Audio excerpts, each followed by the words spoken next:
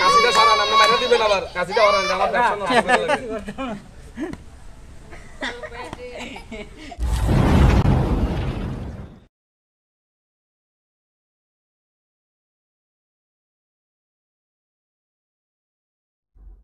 আসসালামু আলাইকুম দর্শক বন্ধুরা, কেমন আছেন? আশা করি সবাই ভালো আছেন।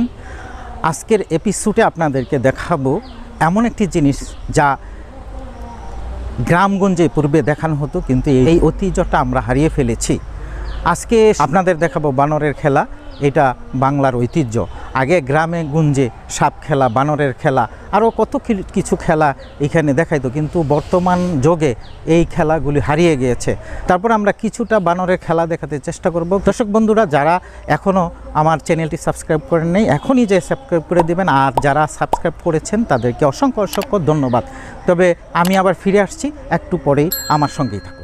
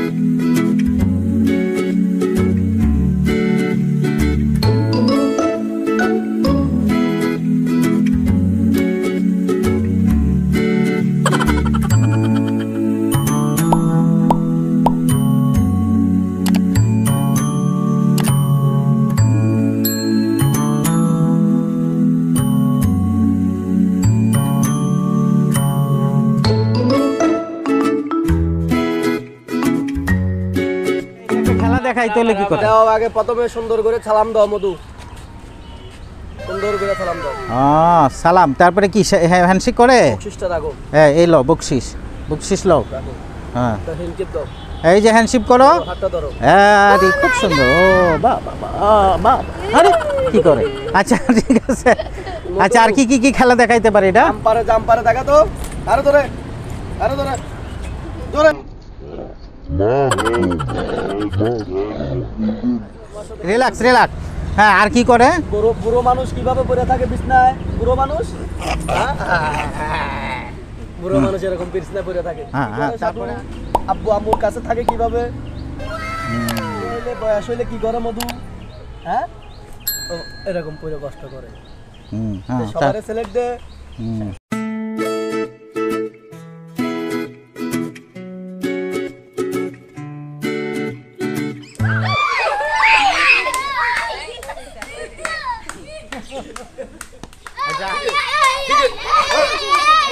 কাশিটা সারান আপনি মাইরা দিবেন আবার কাশিটা ওরান আমার ব্যবসা নষ্ট করে লাগে।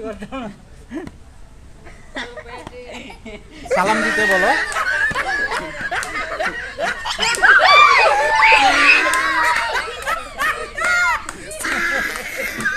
আচ্ছা, আমার সালাম দিতে বলো। সালাম দে, একটা সালাম দে না। সালাম দে। হ্যাঁ হ্যাঁ, সালাম সালাম। হ্যান্ডশেক করে, হ্যান্ডশেক করে। আচ্ছা, তারপরে যে বেয়াদবি করলে কি করে? কেউ যদি পোলা পাইনে তোর লগে বেয়াদবি করে, কি দিবি তা করে? বাহ বাহ বাহ। ও আচ্ছা, আর কি কি পারে এটা? আর কি পারিস? পেট ভরে খাইয়ে শুয়ে থাকতে পারবে। হ্যাঁ, পেট ভরে খাইয়ে শুয়ে থাকতে পারবে। বাহ বাহ বাহ। আচ্ছা, তারপরে কি ঘুমাইতে গেলে? ঘরে কিভাবে, তোর ঘরে তুই কিভাবে ঢুকি যাস? কিভাবে ঢুকি যাস? দেখি একটু একটু মুখটা দেখি। আবার একটু বাইরে গিয়ে দেখা তো। বাবা বাবা। কত করে বলবো বাবা? দর্শক বন্ধুরা, ভিডিওটি শর্ট হলেও আশা করি আপনাদেরকে কিছুটা হলেও আনন্দ দিতে পেরেছি। আমি আবারও এরকম কিছু ভিডিও নিয়ে চলে আসব। ততক্ষণ আপনারা ভালো থাকবেন। আর এই করোনা প্যান্ডেমিকে আপনারা যেখানেই যান, আপনারা নিজেকে সেভ করবেন এবং মাস্ক পরবেন, যাতে করে আপনারা সুরক্ষিত থাকতে পারবেন। এই দোয়াই করি।